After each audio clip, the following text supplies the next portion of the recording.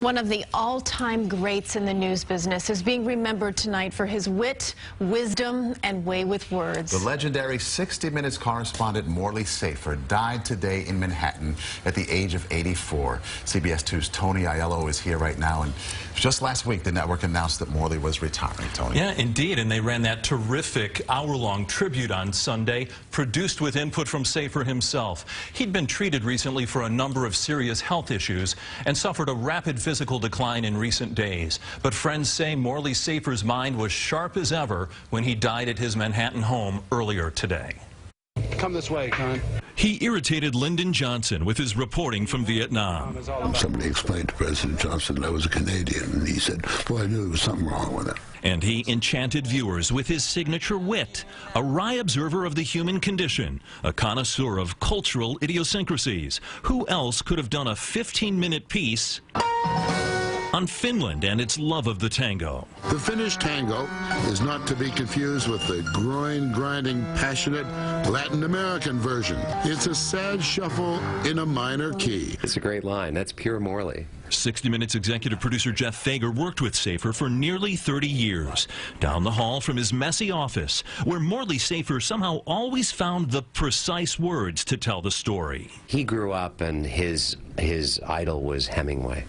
And so he, I think, always thought, I want to be a writer, and I want to be a good writer, and I want to travel the world. And he got to do that. I mean, this job was meant for him. Morley Safer was born in 1931 in Toronto.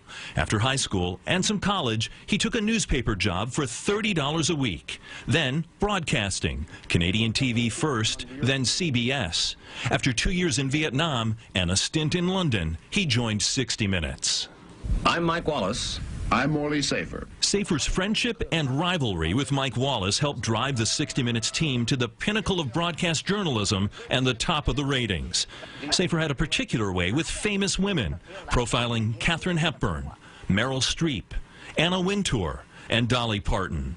But his favorite story involved a man who was neither rich nor famous. I've received no justice. In 1983, Safer helped free Linnell Jeter, wrongly sentenced to life for a robbery he didn't commit. To make that kind of difference, in effect, to save a life is pretty hot stuff. His career was spent chronicling, in the words of Steve Croft, the beauty, the complexities, and the absurdities of the modern world. I've led a charmed life as a reporter, as an individual. A lot of it is blood, sweat, toil, and tears, but a lot of it is pure, unadulterated luck. And I've been a very lucky guy. Morley Safer spent 46 years with 60 Minutes, longer than anyone in history has spent on a primetime show. He's survived by his wife Jane, his daughter Sarah, 3 grandchildren, and millions of us who watched and laughed and learned. Christine, so true, Tony. When you think about him, you think about the writing, the wit, but I always think about the joy that he brought to his work. You just felt that he was really into it all the time. You never got the sense that he phoned it in. He was passionate about every story he did. It's inspirational for those of us in the business. So true. Tony, thank you so much. It was a great story.